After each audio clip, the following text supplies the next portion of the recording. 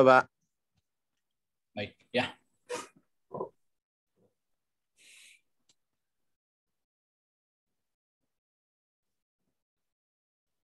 Nah, jadi sekarang kita akan bicara mengenai ukuran statistik. Tadi sebenarnya ilustrasinya sudah kita berikan secara langsung tadi mengenai bagaimana kita menyajikan nilai IPK. Jadi pada prinsipnya sama ya. Jadi ketika kita diminta untuk menceritakan bagaimana misalnya penghasilan kolega kita dalam juta rupiah per bulan. Jadi kalau ada 5 orang ya, kalau yang misalnya kolega kita hanya satu seperti ini, maka kita dengan mudah akan bisa menjelaskan bahwa penghasilan dia adalah 10 juta per bulan.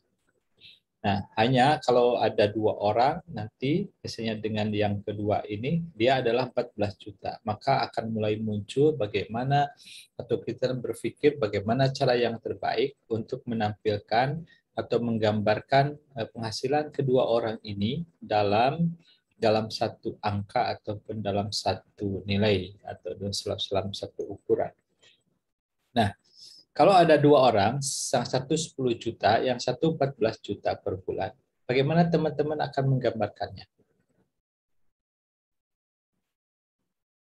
Ada yang bisa sharing? Bisa nggak saya mengatakan 10 juta?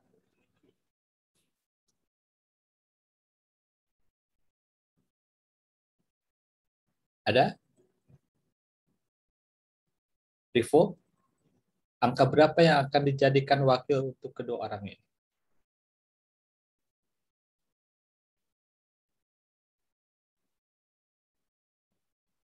Yohana ada?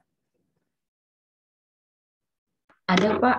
Oke, Yohana, ini ada kalau satu orang jelas kan, bisa kita katakan langsung 10 juta. Kalau 2 orang nih, apa yang harus atau apa yang dapat kita lakukan untuk menggambarkan keadaan 2 orang ini? Yang dicari rata-ratanya, Pak. Oke. Pertama, boleh nggak saya mengatakan bahwa saya mendeskripsikannya dengan angka 10 juta?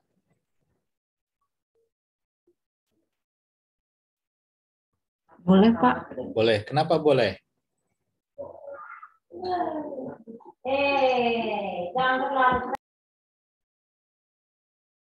Kenapa boleh?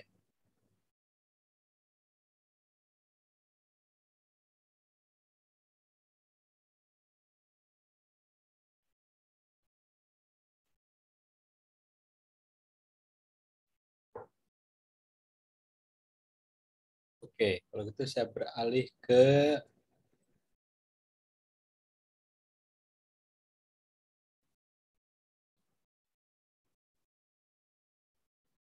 Bina. Ada Bina? Ada, Pak. Oke. Bina, angka berapa yang akan kita jadikan sebagai gambaran untuk kedua orang kalau ada penghasilan seorang 10 juta, seorang 14 juta? Boleh 10 kita sebutkan? 10, Boleh nggak? 10, 15. Gimana? Kayak gitu, Bu. 10 bisa disebutkan. Bisa nggak? Bisa, Pak. Kenapa bisa? Karena kan untuk yang penghasilan pertama ini dari orang ini yang pertama kan ada 10 juta, Pak. Jadi angka 10 bisa dimasukkan. Oke, bisa dipakai. 14 juga boleh kalau gitu. 14 bisa.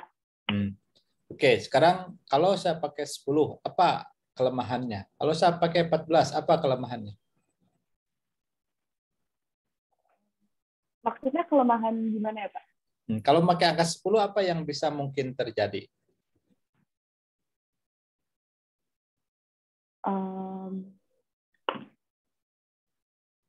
Gini, ketika kita mengambil angka itu, berarti kan ada persyaratan bahwa angka yang kita pakai itu dapat menggambarkan keadaan secara keseluruhan. Kan gitu definisi kita di awal, betul nggak? Ya, betul, Pak. Nah, kalau saya 10 menyebutkannya, menggambarkan nggak keadaan 2 orang itu? Tidak, Pak. Tidak. Kalau saya pakai 14, Ya, menggambarkan kedua orang itu. yakin? Enggak kok, saya 10 juta, bukan 14 juta, gimana? Gini, kalau berteman, kalau cewek kan sensitifnya dengan berat badan, betul nggak? Iya, Pak. Nah, kalau saya sebutkan, saya punya 5 orang teman perempuan, misalnya. Saya sebutkan beratnya, karena yang paling berat itu adalah 75 kilo, saya bilang, mereka itu 75 kilo loh beratnya. Apa nggak marah tuh yang langsing, yang ideal tuh, yang 50 kilo? Ya, marah, Pak. Oke ya, jadi begini deh. Teman-teman, jadi ketika kita memilih angka, ketika memang benar, boleh kita memakai 10 untuk wakilnya. Juga boleh 14. Karena apa? Karena memang dari kumpulannya itu yang kita ambil. Asal jangan menyebutkan 15 saja. Jangan menyebutkan 8, karena tidak ada di kumpulan atau tidak ada di 2 orang itu. Itu pertama. Yang kedua, yang harus kita perhatikan, dan ini yang paling penting adalah, apakah angka yang kita sebutkan itu cukup mewakili atau tidak. Jadi kalau saya bilang 10 juta, kalau pride orang yang 14 juta itu dipandang pendapatannya lebih tinggi, lebih baik, berarti dia akan marah. Enggak kok, saya 14 juta, dan seterusnya. Nah, makanya yang akan diambil itu boleh jadi ada nilai lain yang menggunakan cara perhitungan tertentu yang tadi sudah disebutkan oleh Yohana adalah nilai rata-ratanya. Jadi boleh saya katakan bahwa yang menggambarkan keadaan penghasilan mereka adalah 12 juta per bulan. Ini kita ambil, ini ada di tengah-tengah, ya, baik mewakili yang 10, yang 14. Artinya gini lah, tidak ada yang terwakili sama sekali, tetapi paling tidak, ya, baik yang 10 maupun yang 14, tidak terlalu jomplang atau tidak terjauh dengan keadaan mereka. Ya. Nah, demikian juga kalau ada 3 orang atau untuk mewakili 3 orang yang satunya 18 juta. Kita bisa pakai angka 10 boleh, 14 boleh, 18 boleh. Tapi masalahnya kembali lagi, apakah mewakili atau tidak? Jadi kalau mewakili pakai angka 14 dan seterusnya sampai yang terakhir kalau ada 37. Nah, kira-kira yang dapat mewakili keadaan sebenarnya adalah 21 ini. Nah, jadi konsiderannya adalah yang terkecil berapa, yang terbesar berapa, kira-kira yang tengah-tengah seperti apa. Nah, teman-teman, beginilah atau inilah yang menjadi dasar bahwa ketika kita menceritakan sebuah kumpulan data, maka kita akan berhadapan dengan kondisi di mana kita harus memilih suatu wakil yang bisa menggambarkan. Jadi kita harus memilih sesuatu yang nanti akan kita anggap bahwa hal itu bisa mewakili keadaan keseluruhan. Ini yang kita sebut sebagai ukuran statistik. Jadi ukuran statistik itu adalah bilangan atau nilai yang dianggap sebagai wakil yang dapat menggambarkan atau mendeskripsikan keadaan data secara umum.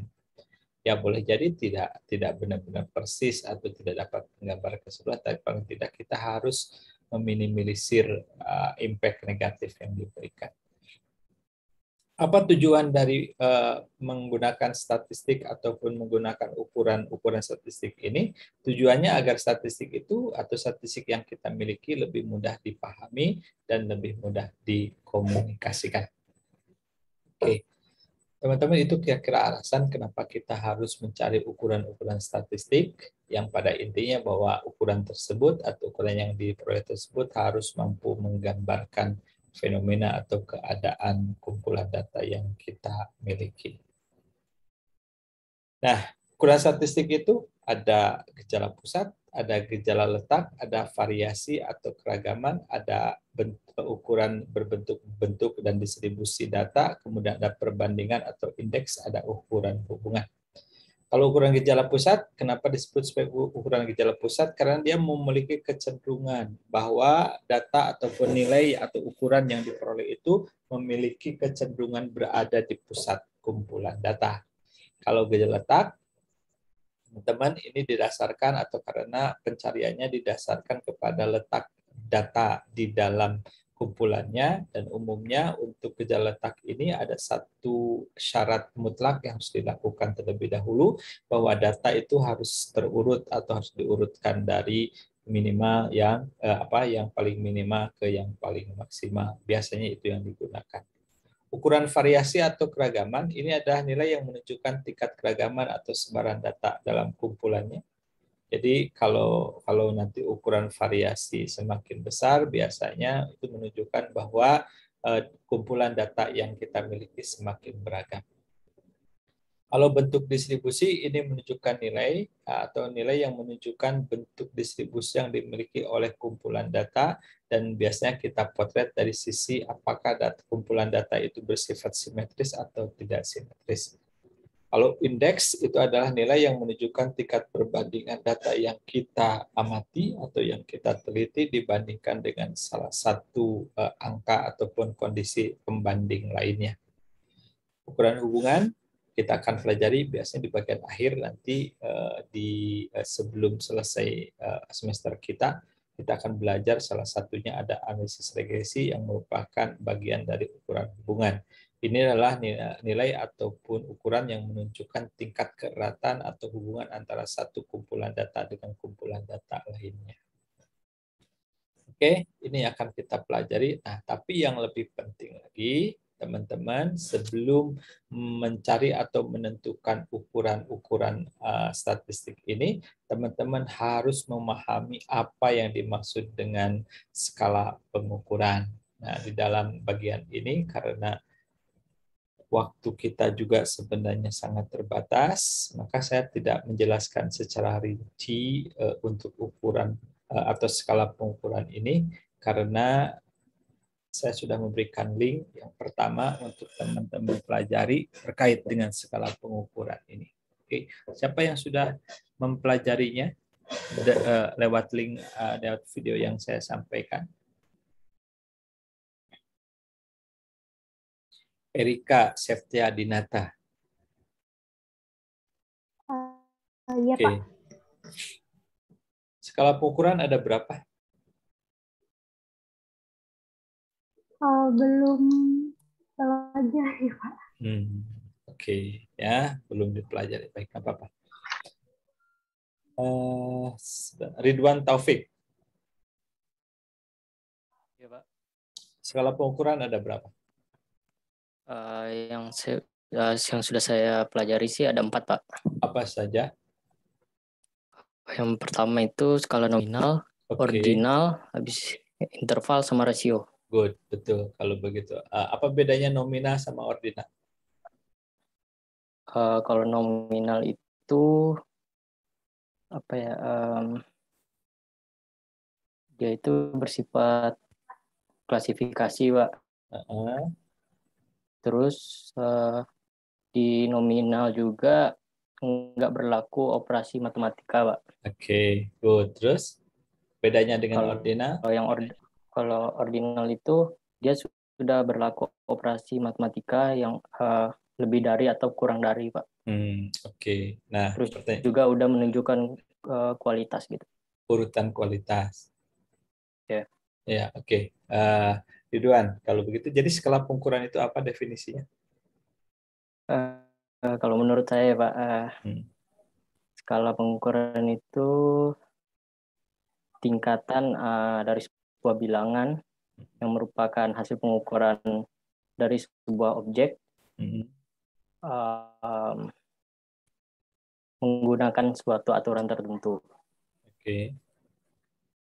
Lebih gitu, Pak. Jadi kalau data saya laki-laki, perempuan, kemudian laki-laki, perempuan, bisa ketahuan langsung nggak skala pengukurannya?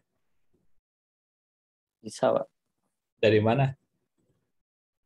Karena kan kalau jenis kelamin gitu, dia itu masuk ke skala nominal, Pak. Oke. Nah, jadi gini. Nah, terus? Gitu, Pak. Karena misalnya kalau jenis kelamin itu kan bisa kita, kan hanya ada 2, yaitu laki-laki dan perempuan. Betul. Nah, bisa kita konversi gitu. Jadi misal laki-laki diberi kode 1, perempuan 2 gitu. Atau sebaliknya. Berat badan?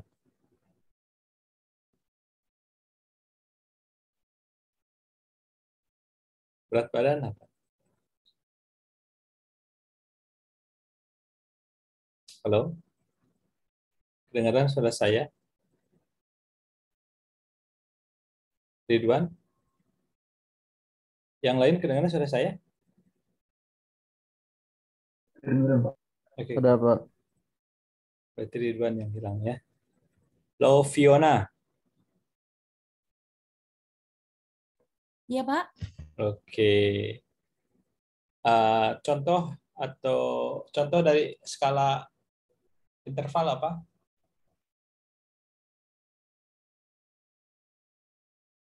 Belum sampai? Belum sampai, Pak. Oke, Belum Oke, selesai pelajari. baik. Saya balik Ridwan, sudah balik lagi? Kayaknya Ridwan hilang. Rian.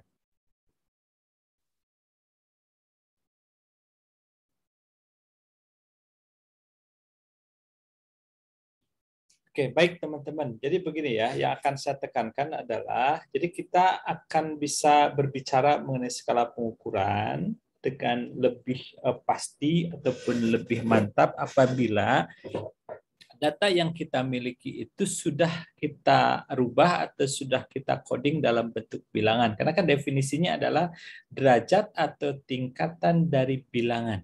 Jadi kalau misalnya datanya masih dalam bentuk itu tadi ya, laki-laki perempuan, sebaiknya pertama sekali harus dirubah dulu kepada bilangan ataupun kode yang akan dipergunakan dalam memberikan tanda di variabel atau karakteristik tersebut. Nah, baru kita nanti bisa bicara soal skala pengukurannya apa. Nah, bagi teman-teman yang belum melihat ataupun belum mempelajari tentang skala pengukuran, tolong nanti dipelajari baik-baik karena itu akan menentukan bagaimana cara kita untuk melakukan atau menentukan ukuran statistik apa yang cocok ataupun yang dapat digunakan untuk variabel yang kita miliki. Ya, oke. Baik, kita lanjutkan. Sekarang selanjutnya adalah yang pertama, ukuran gejala pusat. Tadi disebutkan, kenapa disebut ukuran gejala pusat? Karena ini mempunyai kecenderungan untuk berada di pusat kumpulan data. Ukuran gejala pusat, ada rata-rata hitung, ada modus, ada median. Tolong catat baik-baik, median sebenarnya juga termasuk kepada ukuran gejala letak. Ya, tapi karena posisi median ini akan ada selalu di tengah-tengah kumpulan data, maka dia masuk kepada ukuran gejala pusat. Ada mid-range, ada mid-range. Seperti itu. Oke, pertama, rata-rata hitung. Oke. Siapa yang tahu rata-rata itu ada berapa macam? Ada lagi nggak jenis rata-rata selain rata-rata hitung?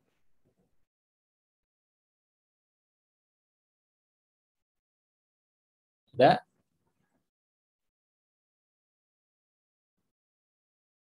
Wina? Rata-rata apa lagi yang diketahui, Win? Kurang tahu, Pak. Pernah dengar rata-rata geometrik? Geometri enggak, kurang tahu, Pak. Saya pernah dengar tapi saya kurang tahu. Kamu kurang gaul ya, ada rata-rata geometrik atau rata-rata ukur, ada rata-rata harmonik dan seterusnya. Tapi yang akan kita bahas hanya rata-rata hitung. Tapi rata-rata hitung sudah akrab. Rata-rata hitung untuk hitung nilai biasa Ya, data itu rata-rata saya hitung tahu. udah Ya. tahu. Rumusnya apa? Ya, jumlah total dibagi Jumlah total apa? Jumlah total data Jumlah total data dibagi dengan apa ya? Oh ini nih, jumlah data dibagi jumlah data apa sih? Apa ini kayak gini, Pak? mau lulus nggak? Mau lulus, Pak. Iya, tuh masa baca X bar sama dengan 1/n kali sigma XI, di mana I-nya bergerak dari 1 sampai N. N adalah jumlah data, XI adalah nilai data ke I. Jadi kalau kita punya data seperti ini, 40, 79, 55, 45, dan seterusnya, berarti kita hitung X bar-nya itu, berarti kita seperti ini. Mohon maaf, nanti saya koreksi ya penulisannya. Jadi ketika di awal kita bicara X bar sama dengan harusnya kan 1/10 kali X1 ditambah X2 seterusnya sampai X10. X ke 10 mana, Win? Halo, Wina. Yang 70. 7. X1? 40. 40. Begitu ya. Nah, berarti ini berapa hasilnya, Win? Sekian, Pak. Kamu sekian. Kalau dijumlahkan ini Karena kan adalah 55,6. Jadi berapa sekarang X bar-nya? 55,6. Nah, berarti kesimpulannya adalah Rata-rata hitung berat badan mahasiswa yang ada. dari sampel adalah 55,6 kg. Oke, ini rumus data untuk data yang belum dikelompokkan. Dulu waktu SMA pernah belajar untuk tabel distribusi frekuensi. Pernah dengar? Enggak juga. Dulu SMA-nya di mana, Win? Pernah, Pak, pernah. Ya, SMA di mana? SMA di Bandung, SMA Pak. berapa? SMA 4. Aduh, ini yang punya apa? Yang punya gardu jati masa lupa ya. Palinter lah. Udah palinter lah anak SMA 4 itu ya. Nah, jadi balik lagi, kalau kita berbicara seperti ini, lihat ya, hafalkan ataupun pahami rumusnya. Sebenarnya kalau rumus ya yang panjang juga kadang-kadang kita tidak perlu hafalkan, tapi kalau kita mengerjakan berulang-ulang soal terkait itu nanti kita akan hafal ataupun akan paham sendiri apa atau bagaimana rumus yang kita pergunakan itu. Jadi kalau berbicara tabel distribusi frekuensi dan rumus rata-ratanya berbeda, ingat nggak rumus rata-rata seperti apa?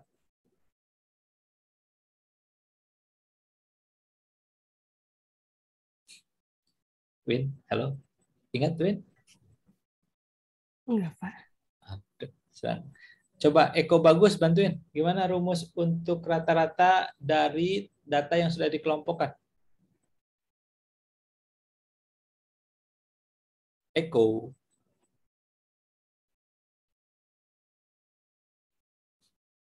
Mas Eko, nggak ada Mas Eko? Saya punya teman dulu. Mas Eko, rumus rata-rata hitung untuk data yang sudah dikelompokkan, bagaimana? Bentar, Pak. Kamu lihat kopian. X bar sama dengan sigma FI XI dibagi sigma FI. Betul nggak, Yohana? Yohana Ya, Pak. Iya. Yohana Pak. di mana? Yohana di mana, Yohana? Saya ada di saya, Pak. Iya. Posisi di mana? Saya ada di Maumere di Flores, Nusa Tenggara. Flores, luar biasa. Daerah terindah, banyak pulaunya ya. Iya, Pak, betul. Aduh, sering berenang di pantai? Ya, kebetulan rumah saya juga dekat pantai. Berarti tiap hari berenang? Enggak juga, Pak. Oke. Udah pernah di Bandung kan? Udah, Pak. Mere itu artinya apa kalau di Bandung? Kurang tahu, Pak. Kamu mah parah. Tahu nggak kelemahan kalau tidak bisa bahasa Sunda? Susah ini, Pak. Susah buat nawar. Bukan. Satu kerugian terbesar kalau tidak bisa bahasa Sunda adalah lebih susah untuk mendapatkan mertua orang Sunda. Iya, Pak. Oke, ya teman-teman balik lagi ke sini. Ya, jadi sekali lagi teman-teman beruntung teman-teman yang akan dihadapi nanti adalah perhitungan rata-rata hitung untuk data yang belum dikelompokkan saja. Oke, nah sekarang apa itu modus? Sifa. Modus apa Sifa? Iya, Pak. Modus apa? Sering dimodusin Nilai nggak? yang ya. Hah? Iya, Pak. Sering berarti? Iya. Ya, kasihan. Kamu harus pinter dong. Jangan dimodusin yang lo cowok. Ingat, cowok itu kadang-kadang memang begitulah ya. Cowok itu suka banyak kakalnya dan suka banyak tipu-tipunya. Makanya saya tidak menikah sama cowok lagi. Oke, Sifa. Modus apa artinya? Nilai yang sering muncul. Nilai yang sering muncul. Atau Ya. definisi lainnya apa? Data yang memiliki jumlah frekuensi terbesar. Iya, oke. Paling Kamu sering. baca boleh lah. Nih, berarti modusnya berapa ini?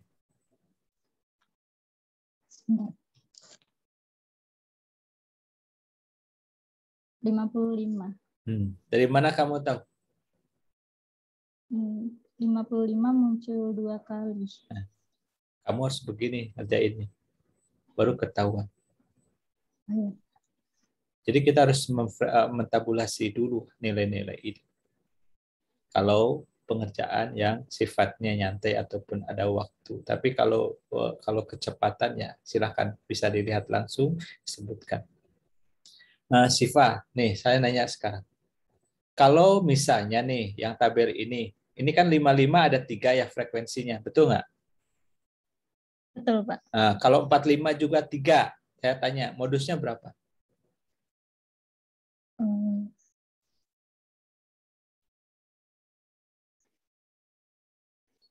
Dijumlahkan.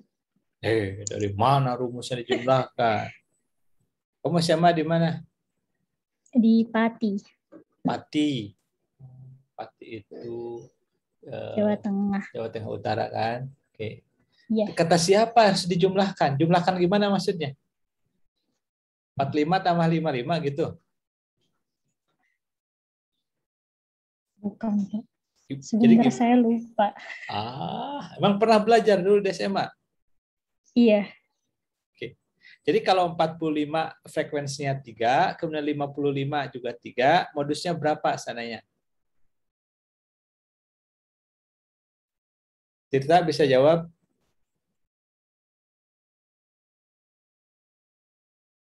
Tirta. Ya, Pak. Bisa jawab berapa modusnya?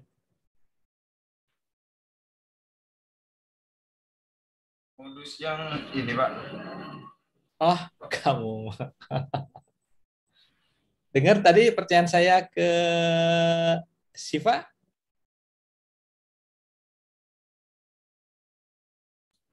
Kurang jelas, Pak, tadi.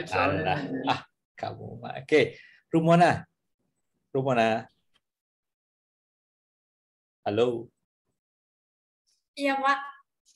Dengar tadi pertanyaan saya ke Siva? Dengar, Pak. Oke, jadi jawabannya berapa? 45 ditambah 55 dibagi 2. Kamu rumus dari mana itu?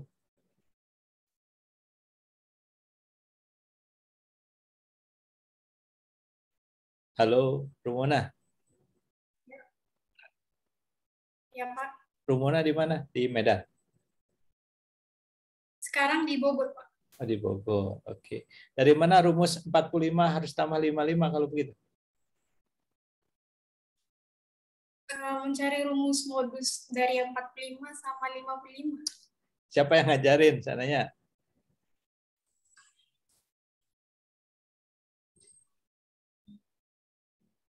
Ada yang ngajarin atau kreativitas sendiri? Kreativitas sendiri. Kamu. Oke. Faridan. Apa jawabannya?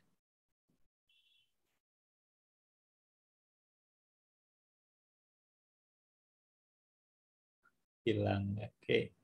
Nah, teman-teman, tolong perhatikan baik-baik. Kalau di tabel seperti ini, teman-teman dapatkan 55 3 frekuensinya, kemudian 45 juga 3. Maka ketika teman-teman ditanya berapa modusnya, teman-teman cukup menjawab modusnya adalah 45 dan 55. Berarti kumpulan data tersebut memiliki 2 buah modus. Nah, kalau dalam istilah statistika, itu kita sebut sebagai bimodus. Oke. Nah, sekarang saya nanya, Dava. Hadir, Pak. Oke, Va. Tadi disebutin bahwa modus itu adalah frekuensi yang sering ataupun frekuensi yang terbesar atau data yang sering muncul. Kalau 1000 itu sering muncul nggak? Enggak, Pak. Atau siapa? Oke, atau begini Dava. Tadi ya kalau 2 berarti kita sebutkan bahwa modusnya 55 dan 45. Nah, Dava sekarang bayangkan misalnya 38 frekuensinya 1000, 40 frekuensinya 1000, 45 frekuensinya 1000, 79 pun frekuensinya 1000. Semua sama 1000. Berapa modusnya? Tidak ada, Pak. Good. Nah, kalau semua sama tidak ada. Tapi kalau semua 1000 tapi tiba-tiba 47.001, berapa modusnya? 47. Begitu. Terima kasih jawabannya. Ya, jadi teman-teman sekali Sama, Pak. lagi ya, kalau ada modus atau jumlah frekuensi yang sama, tidak perlu atau tidak boleh dijumlahkan kemudian dibagi dua. Ya, sebutkan saja kedua-duanya. Baik. Oke. Ya, ini adalah modus. Kemudian median. Apa itu median? Rian. Apa itu median, Rian? Halo, Rian. Oke, Rama. Rama Wijaya. Siddiq. Ya, Pak. Oke, median apa? Median itu nilai tengah, Pak. Nilai tengah. Oke. Jadi pernah dengar istilah median jalan? Median jalan pernah, Pak. Apa artinya?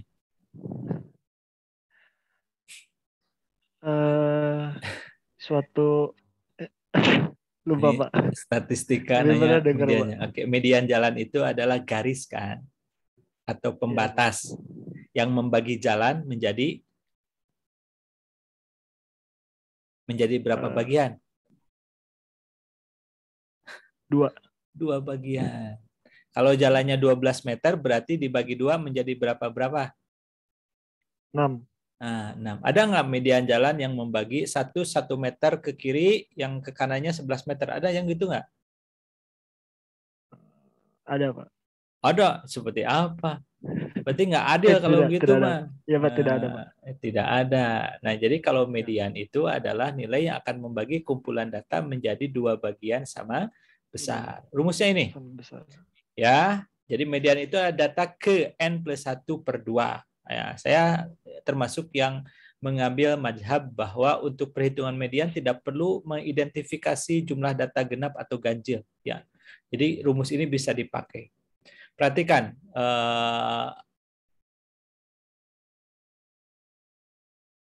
Alvin. Vin?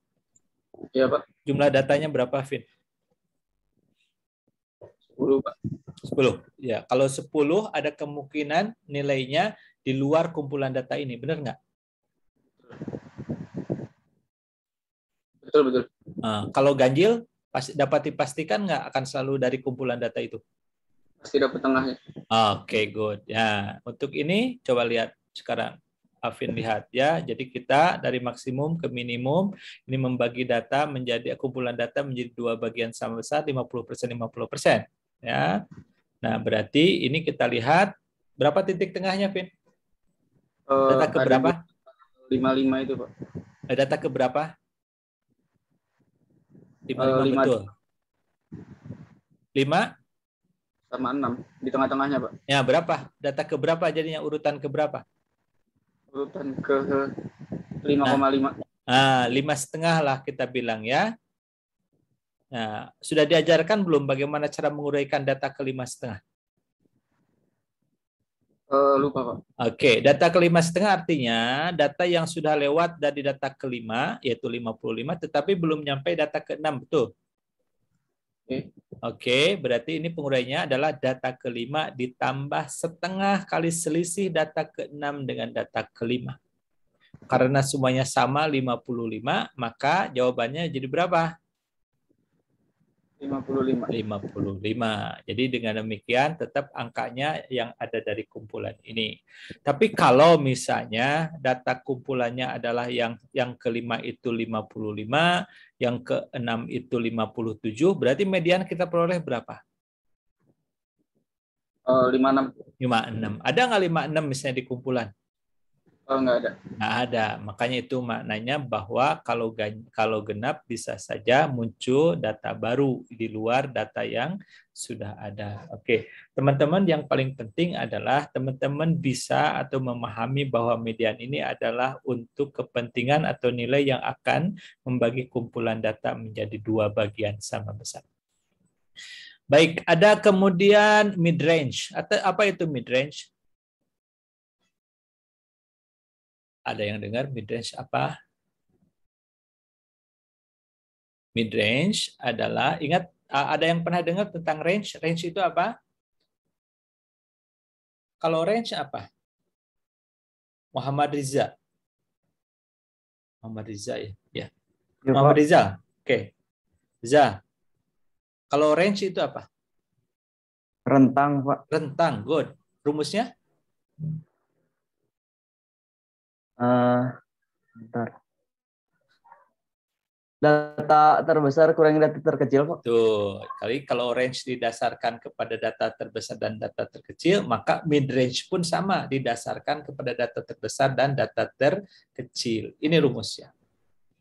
Jadi setengah kali data minima ditambah data maksimal. Tadi berapa data minima yang kita miliki? Nih, berapa minimanya? 38, 38. Maksimalnya? 79, Oke, jadi berapa hasilnya? 38, 58,5. 8. Jadi mid range-nya adalah 58,5. Mid range termasuk ukuran gejala Pusat. gejala pusat. Oke, Zah, kita kuliah sampai jam berapa, Zah? Kalau di jadwal sih 13.30, Pak. Oke. Mau sampai jam 16.30? Aduh, jangan, Pak. Kenapa? Oke ya. Kalau mid-range berdasarkan data yang terbesar dan data terkecil, kalau mid-range berarti didasarkan kepada apa nilai K itu, ya? Nilai K. K itu apa? Pernah belajar nggak? Kuartil bukan, Pak? Kuartil. Good, gitu dong. Kuartil. Berarti ini K1 kuartil mana? Atas, bawah? Kuartil bawah. Oke. Berarti kalau disuruh cari, syarat kuartil itu nyarinya gimana? Harus diurutkan, kan? Iya. Oke. Berapa kuartil satunya?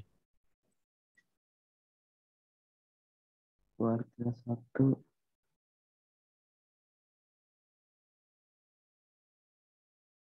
Sebentar, Pak. Data ya. Data kedua 3/4.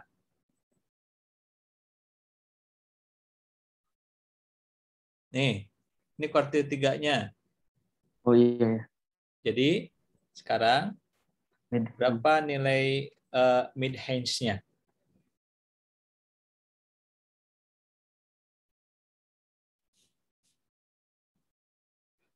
Berapa? Tinggal satu step lagi nih. Zah. Berapa, Zah? 57/4, Pak. Kamu. 1/8 ya. Lupa dikali. Ya, jadi itulah mid range-nya ya. Mid range-nya adalah 57/8. Nah, teman-teman, ini ya 5 contoh dari ukuran gejala pusat yang ada atau yang bisa kita pakai untuk menggambarkan bagaimana keadaan kumpulan data yang kita miliki. Baik, makasih, Zah. Nah, sekarang ukuran gejala letak. Ya, ukuran gejala letak ini berarti apa syarat utama untuk menghitung ukuran gejala letak ini? Aurelia? Harus diapakan datanya? Iya, Pak. Harus diapakan datanya, ukuran gejala letak?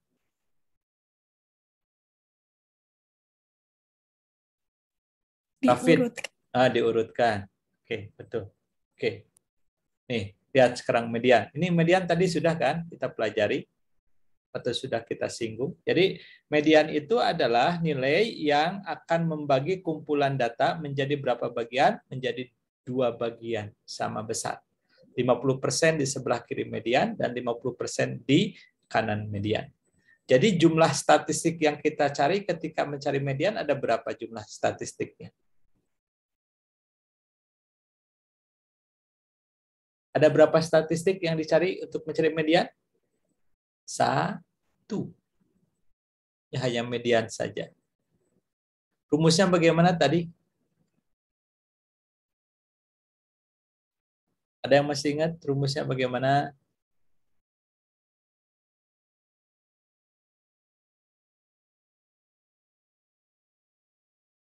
Halo. Rafid, ingat tadi rumus median gimana, Fit?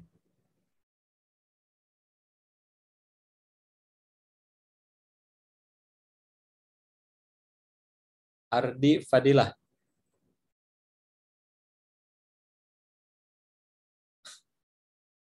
5 detik nggak ada. Oke, Dava. Iya, Pak. Rumusnya gimana cari median itu tadi untuk data yang belum dikelompokkan?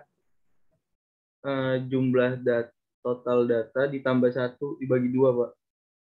Data ke, bukan jumlah data. Oh, data ke. Kamu jangan campurkan antara hitung rata-rata dengan median. Oke? Oke, Pak. Ya, ini rumusnya. Baik, teman-teman perhatikan. Jadi, rumusnya adalah data ke N plus 1 dibagi 2. Oke, sekarang. Ya, nanti teman-teman tolong latihan sendiri mengenai atau menghitung atau mencari median ini, karena ini harus diasah atau diuji kemampuannya. Selain median, ukuran gejala letak, apalagi ukurannya? Teman-teman, ada yang tahu?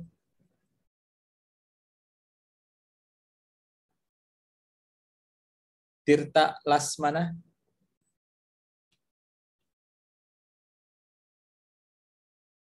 Tirta Lasmana?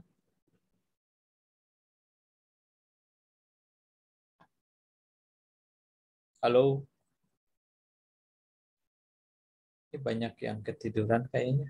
Azka, Muhammad Azka.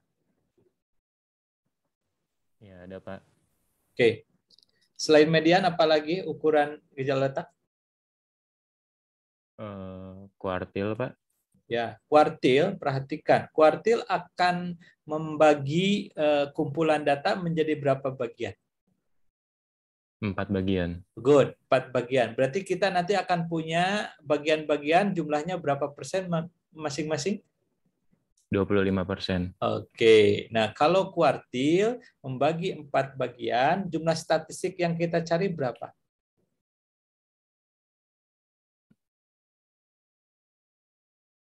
Ada 4, Pak. 4 apa aja?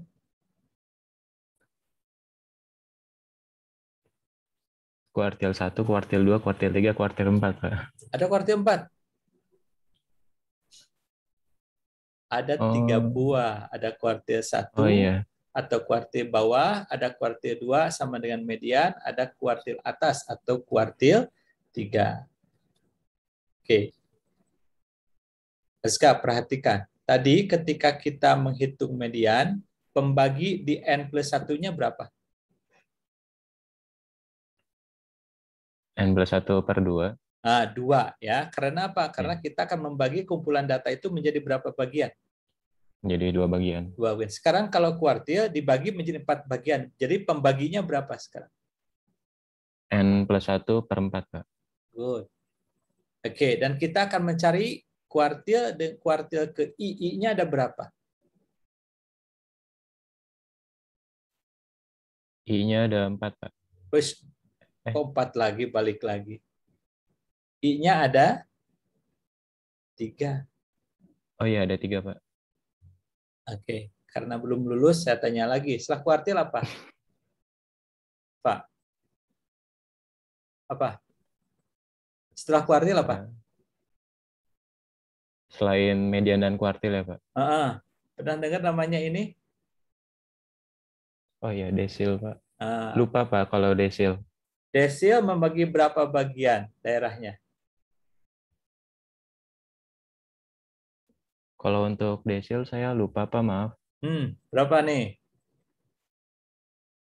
10 bagian. 10 bagian. Masing-masing berapa persen?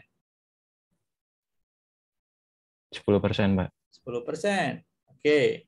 Perhatikan logika dengan tadi. Kalau dia dibagi 10, berarti statistiknya ada berapa? N plus 1 per 10, Pak. Oke, tapi jumlah statistiknya berapa? Ada 9. Nah, gitu. Jadi kalau 2 bagian, statistiknya 1. Kalau 4 bagian, statistiknya 3. Kalau 10 bagian, statistiknya 9. Berarti rumusnya dibagi berapa? Rumusnya dibagi 10, Pak. N plus 1 per Perhatikan 10. ya. Jadi kita akan punya I, data ke I kali N plus 1 dibagi 10. Nangkep ya? Nangkep, Pak. Oke, yang terakhir apa? Persentil. Good. Persentil. Membagi data menjadi berapa bagian?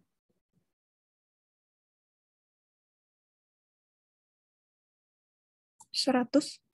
100. Oke, berarti kita akan memiliki bagian-bagian yang besarnya berapa persen? 1%. 1%. Oke. Berarti kita punya statistiknya berapa? 99. 99. Jadi rumusnya gimana, bisa disebutkan nggak?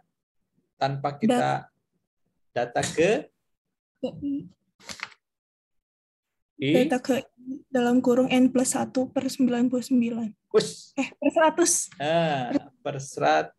Itu ya. Perhatikan. Nah, begitu. Di mana I-nya dari 1, 2, sampai 99. Nah, jadi teman-teman, makasih ya. Sorry, siapa barusan yang jawab, yang perempuan? Aurel, Pak. Aurel, ya Aurel, makasih ya. Jadi kira-kira begitu. Jadi kalau teman-teman perhatikan, kalau kita gambarkan secara grafis, kita akan lebih memahami bahwa untuk pembagian daerahnya berapa persen dan sebagainya itu sudah ada. Nah, bagaimana cara penggunaan rumus-rumus ini? Teman-teman bisa lihat ada contoh soal dan jawab yang sudah saya sertakan di LMS. Silakan dibuka. Jadi misalnya kalau teman-teman ingin mencari berapa batas 25%, batas terendah dari 25% penghasilan penduduk tertinggi.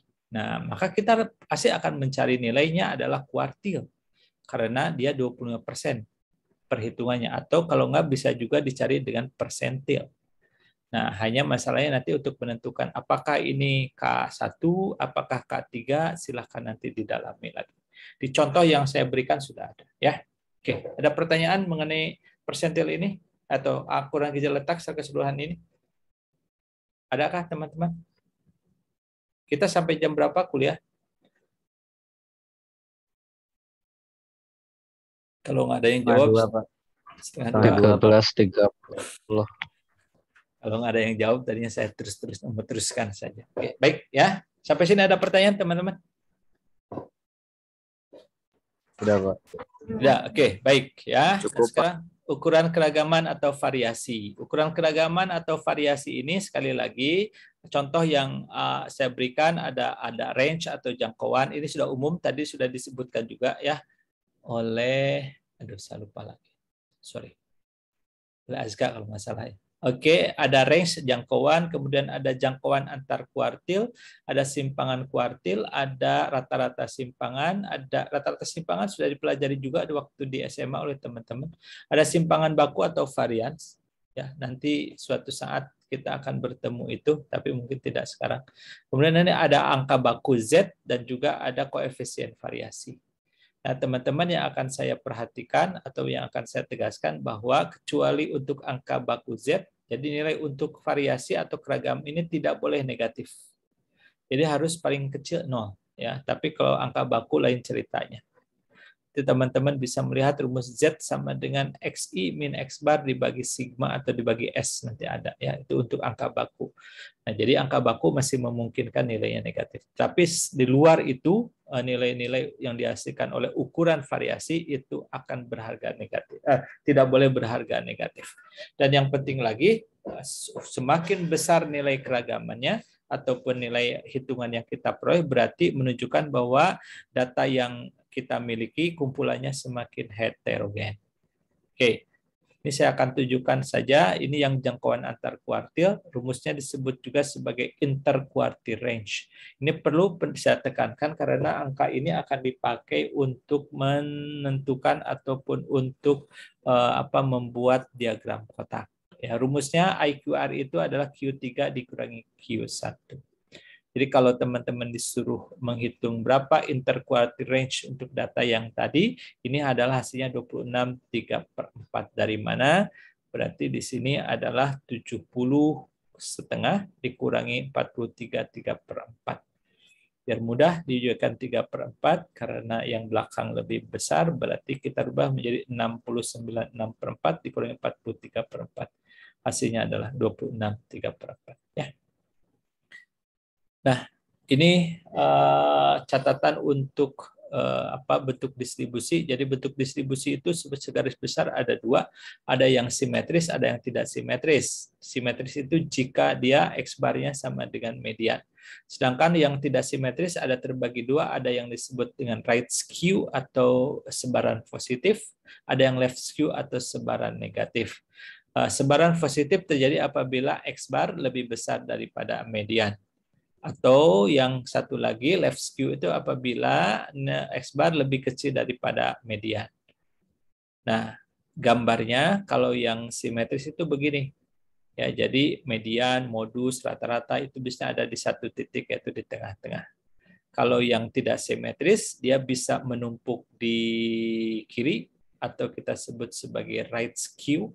Yang positif artinya X-barnya lebih besar daripada median, atau left skew. Left skew berarti kebalikannya, dia menumpuk di kanan.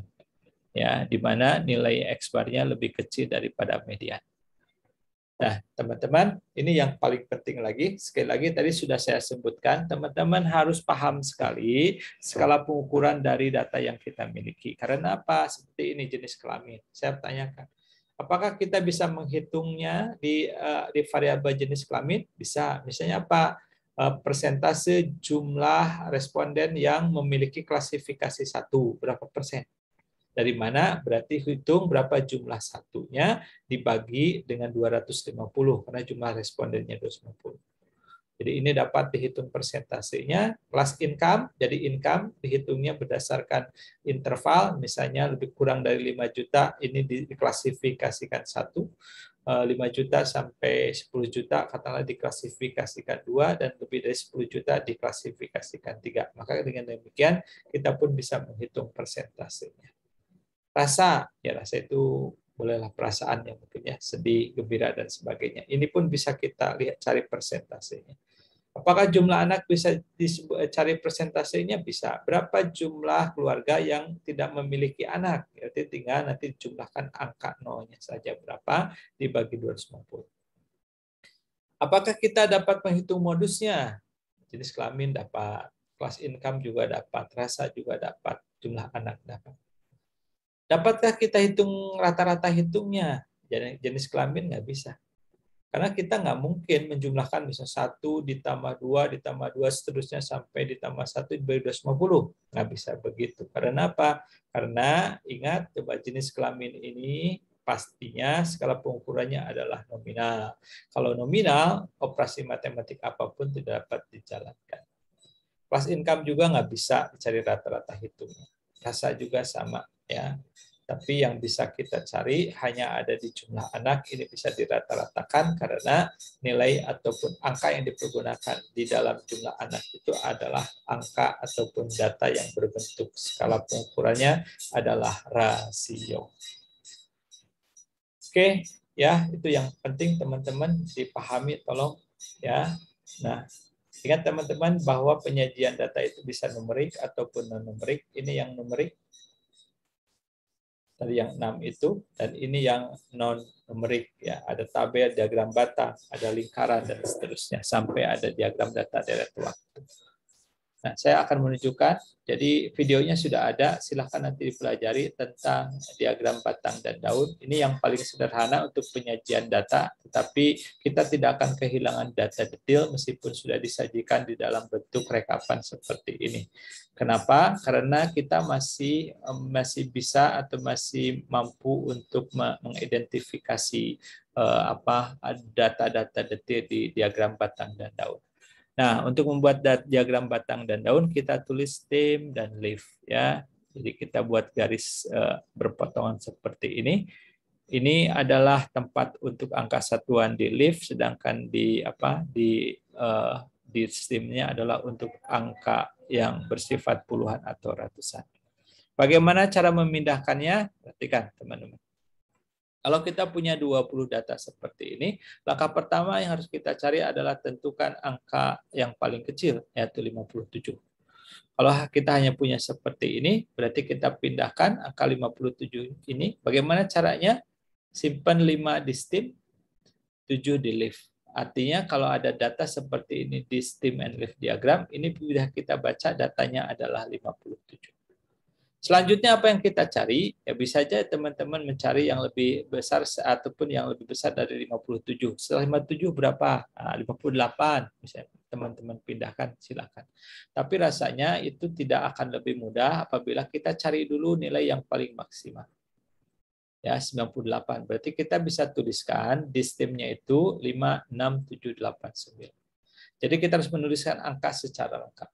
Nah, teman-teman, kalau teman-teman misalnya tahu pasti dilihat serintas pun tidak ada angka yang berkepala 6, artinya 60 sampai 69 tidak ada misal ya. Maka tetap teman-teman di stemnya tetap dihitung ataupun ditulis 6-nya, tidak boleh dihilangkan. Jadi tetap tulis lengkap ya, 5, 6, 7. Jadi jangan sampai 5 langsung 7 gitu karena yakin tidak ada angka yang 60, 61 sampai 69. Kenapa tidak boleh dihilangkan? Karena kalau dihilangkan itu menghilangkan bagaimana bentuk distribusi dari kumpulan data yang kita miliki. Nah, kalau sudah seperti ini, teman-teman silahkan pindahkan. Nah, jadi teman-teman harus menuliskan di leaf itu, penulisan angkanya harus dengan kerapatan yang sama. Kalau semua ingin dipepetin, pepetin saja. Tapi kalau ada diberi antara ataupun space, silahkan diberikan space seperti ini. Nah, jadi ketahuan ya di kelompok mana data paling banyak. Modusnya berapa itu bisa ketahuan. Kita bisa mengatakan bahwa modusnya adalah 75. Karena apa? Ada angka 5 berderet. Ya, nah seperti itu. Nah, jadi yang paling penting lagi setelah ini dapat, kita biasanya berikan ada namanya leaf unitnya 1. Kalau leaf unitnya 1 berarti kalau di leafnya ada angka 7 berarti kita kalikan dengan 1 berarti angkanya memang 7. Kalau 7 berarti pembacaannya memang 57. Nah, kalau leaf unitnya 0,1 berarti 7 ini harus dikalikan dengan 0,1. Berarti kalau 7 kali 0,1 berarti 0,7. Nah, berarti kalau disatukan dengan yang di stemnya ada 5, berarti sekarang data yang kita miliki bukan 57, tetapi 5,7. Karena ingat tadi leaf unitnya adalah karena leaf unitnya adalah 0,1, maka datanya kita terjemahkan menjadi 5,7. Kalau leaf unitnya 100, berarti di leaf itu angka 7 itu menggambarkan ataupun memberikan wakil sebagai 700. Berarti kalau ditambah 5 di stem berarti sekarang bukan 57, tapi karena leaf unitnya 100 berarti 5.700 ya membacanya. Oke, teman-teman. Ini diagram kotak. Box and whisker plot, saya sudah menjelaskan lebih rinci di video, silakan dipelajari karena nanti akan ada tugas terkait dengan diagram batang dan daun dan juga diagram kotak ini. Yang jelas diagram kotak ini didasarkan kepada nilai-nilai 5 serangkai ya, jadi nanti akan ada data terkait 1 median, kuartil bawah, kuartil atas, nanti ada nilai lower extreme dan upper extreme. Ini acuan untuk menentukan apakah dalam kumpulan ini ada data pencilan atau tidak. Teman-teman nanti tinggal buat ada 4 pagar, ada pagar luar bawah, ada pagar dalam bawah, ada pagar dalam atas, dan ada pagar luar atas. Rumusnya adalah untuk pagar dalam bawah berarti Q1 min L. Untuk pagar atas atau pagar dalam atas adalah Q3 plus L. Jadi kalau yang di bawah Q3 patokannya, yang di bawah patokannya Q1, yang di atas patokannya Q3. Kalau masih di dalam berarti yang 1 dikurangi L, yang 1 ditambah L. Nah, sekarang untuk pagar luarnya bagaimana? Untuk pagar luarnya berarti yang bawah itu patokan tetap di Q1, hanya pengurangnya adalah min 2L.